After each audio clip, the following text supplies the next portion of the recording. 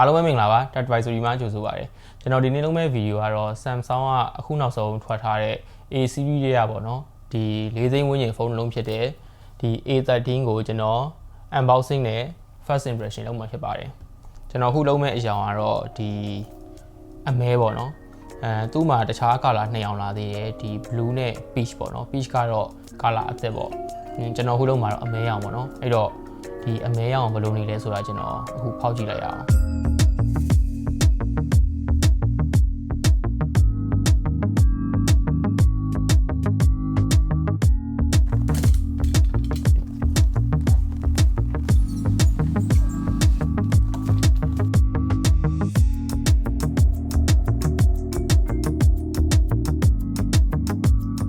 သူ့ရဲ့အမဲအောင်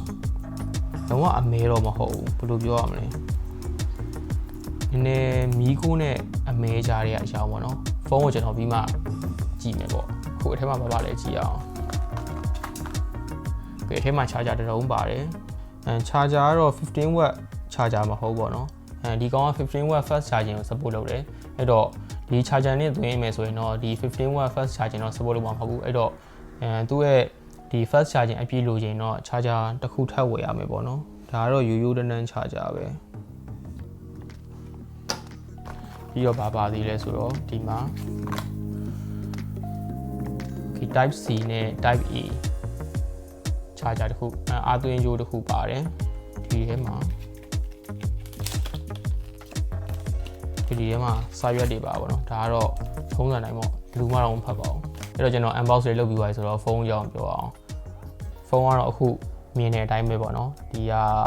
ဖောက်ချင်းမှာ sticker ကတော့ဒီလိုပုံစံမျိုးတွေ့ရမှာဖြစ်တယ်ဒီအောင်ခွာမယ်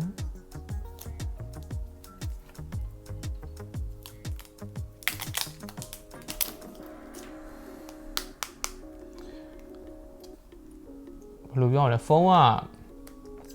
ကန်ရတဲ့ feeling ကနည်းနည်းကြီးရယ်ဆိုတဲ့ခံစားချက်မျိုးရတယ်ပေါ့နော်သူ့ကိုလုပ်ထားတဲ့အသားလည်း plastic ပဲ plastic မှာမှ plastic အကျွတ်အသားနဲ့လုပ်ထားတာပေါ့နော်မဆိုးပါဘူးပြီးတော့ camera design ကလည်းဒီမှာကျွန်တော်တို့ဒီအခုရဲ့ A series ရဲ့ဒီ A13 တို့ A23 A33 A53 ပြီးတော့ A73 အဲ့ဒီ design ပဲပေါ့နော် camera ၄လုံးပဲသူရဲ့ဒီဘေးမှာဆိုလို့ရှိရင်close volume button ခလုတ်ပါတယ်ပြီးလို့ရှိရင်ဒီမှာ fingerprint side fingerprint button တစ်ခုပါတယ် lock မှာပေါ့နော် fingerprint ရရဆိုတော့မစိုးဘူးပြီးတော့အပေါ်မှာပြီးဒီအောက်မှာ type C အားသွင်းကြိုးအားသွင်းတဲ့ဟာတစ်ခုပါတယ် headphone jack ပါတယ်ပြီးတော့ speaker ပါတယ်ပြီးတော့ဒီ sim card ထည့်တဲ့ဟာတော့ဒီဘက်ဘယ်ဘက်မှာရောက်သွားပါတော့ကာလာအနေနဲ့ပြောရမယ်ဆိုလို့ရှိရင်ကျွန်တော်အစားတော့ဒီကောင်ကိုအမဲလုံးဝအမဲရောင်လို့ထင်တာဒီဘူးမှာကြည့်မယ်ဆိုလို့ရှိရင်ဘူးကကာလာလုံးဝအမဲပေါ့နော်ဒါပေမဲ့တကယ်တမ်းကြည့်တဲ့အရောင်ကကြတော့ဒီအမဲလို့မီကိုအမဲနဲ့မီကိုရားတဲ့အရောင်ပေါ့နော်လုံးဝ black ကြီးတော့မဟုတ်ဘူးမဆိုးပေါ့နော်ဒီသူ့ရဲ့ကာလာမှာဒါပေမဲ့ဘယ်လိုပြောရမလဲကျွန်တော်စိတ်ထဲမှာတော့ဒီဥစ္စာကြီးကကန်ရတာ compact တော့မဖြစ်ဘူးနည်းနည်းကြီးရယ်ပြီးတော့နည်းနည်းလေးရယ်တွေမှာပါတယ်ဖုန်းကြီးကန်ရကြိုက်တဲ့လူတွေဆိုရင်တော့အဆင်ပြေမယ်လို့ထင်တယ်အဲ့တော့ကျွန်တော်အပြင်ပိုင်းကိုပြောရဆိုတော့သူ့ကို power ဖွင့်ပြီးတော့တစ်ချက်လောက်စမ်းကြည့်အောင်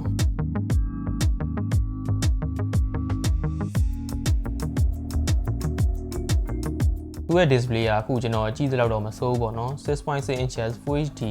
ရတယ်ဆိုတော့မဆိုးအရင်တော့က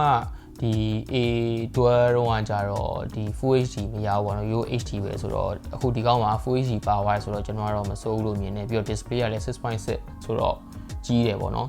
လူကြီးတွေအတွက်ဆိုရင်တော့ကျွန်တော်တို့ဒီကောင်အောင်အဆင်ပြေမယ်လို့ထင်တယ်ပြီးတော့ Infinity V display ဖြစ်သွားတယ်ဘေးပေါက်တွေကတော့နည်းနည်းထူတော့ပဲပေါ့နော်ဒါကလည်းဒီ4သိန်းဝန်းကျင်ဖုန်းတွေမှာတော့ကျွန်တော်ကတော့မစိုးဘူးလို့မြင်တယ်နောက်တစ်ခုကတော့ကင်မရာဘယ်လိုနေလဲပေါ့နော်ကင်မရာကတော့ဒီသူ့ရဲ့ feature တွေကတော့50 megapixel main camera 5 megapixel ultra wide 2 megapixel depth နဲ့2 megapixel micro lens တို့ပါတယ်ပေါ့နော်အဲ့တော့သူ့ရဲ့ကင်မရာတွေကကောင်းမကောင်းကျွန်တော်စမ်းရိုင်းကြည့်အောင်ဒီအပင်လေးကိုရိုက်ကြည့်မယ်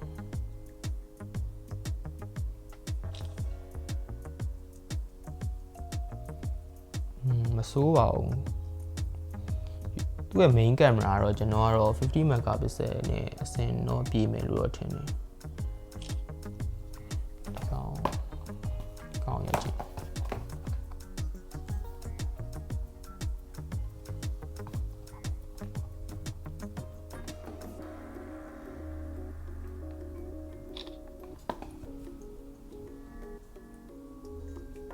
သူရဲ့ main camera 50 megapixel main camera တော့မစိုးဘူးပေါ့နော်ကျွန်တော်အခုစမ်းကြည့်ရတဲ့လောက်ဒီ detail တွေလည်းပါတယ်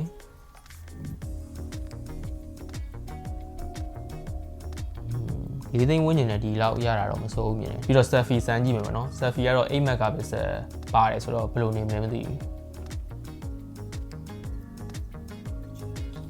selfie ကတော့နည်းနည်းပြောရရင်တဘာဝတော့မကြောက်အရန်ကြီးကိုဖြူပြီးတော့ beauty effect တွေအများများတယ်ဟိုတော်တော်ကြီးကိုဖြူတယ်ပေါ့နော်အင်္ဂလိပ်ကတော့ကြိုက်မယ်လို့ထင်တယ်နောက်တစ်ခုက processor ပေါ့နော်ဥပမာထည့်ထားတဲ့ chipset က Exynos 850 850ပေါ့နော်အဲ့တော့ပြောရလို့ရှိရင် performance အရင်ကောင်းတဲ့ chipset တော့မဟုတ်ဘူးဒါပေမဲ့ဒီဥစ္စာကလည်း4သိန်းဝန်းကျင်နဲ့ဒီအဲ့လောက်ပဲရမှာပေါ့နော်ဒါကတော့လက်ခံပါတယ်အဲ့တော့ပြောချင်တာဒီဖုန်းကဒီ game ဆော့တဲ့သူတွေပေါ့နော်ဒီ gamer တွေကတော့အဆင်ပြေမှာတော့မဟုတ်ဘူးဒီ game ဆော့ခြင်းနေဆိုလို့ရှိရင်တော့ဒီ Samsung နဲ့ကတခြား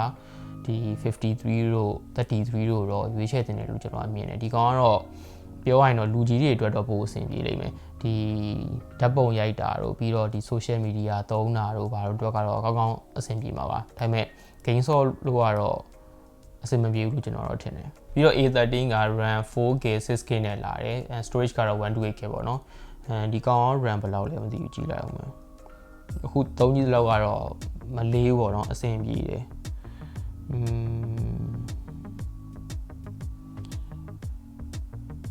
RAM ဘယ်လောက်ဒီကောင် RAM 4K နဲ့လာတာ RAM 4K 128K ပေါ့နော် storage ကအဲ့တော့ကျွန်တော်အခုဒီ 4K သုံးတာတော့မှဟိုနှီးတယ်ဆိုတဲ့ feeling တော့မရဘူးပေါ့နော်ဟုတ်ကဲ့ဒီ video ကတော့ကျွန်တော်ဒီ A13 ကိုအားလုံးနဲ့တူတူ unboxing လုပ်ပြီးတော့ကျွန်တော် first impression လုပ်ပေးတာဖြစ်ပါတယ်အဲ့တော့ဒီ A13 ကိုဝယ်ဖို့စဉ်းစားနေတဲ့သူတွေဆိုလို့ရှိရင်လည်းကိုယ်နဲ့ကိုက်ညီလားမကိုက်ညီဘူးလားဆိုတာကျွန်တော်အခုပြောပြတာကိုနားထောင်ပြီးတော့အထောက်အကူပြုမယ်လို့ပြောလဲပါတယ်ကျွန်တော်တို့နောက်ပိုင်းရလို့ရှိရင်လည်း Dead by Theory ကနေပြီးတော့အခုလိုမျိုး review video တွေပြီးတော့ knowledge sharing တွေပြီးတော့ tutorial လေးအများကြီးလုပ်မှာဖြစ်တဲ့ကြောင့်ကျွန်တော်ရဲ့ page ကို like and follow လုပ်ဖို့မမေ့ပါနဲ့ YouTube channel လည်းရှိပါသေးတယ်အဲ့တော့ see you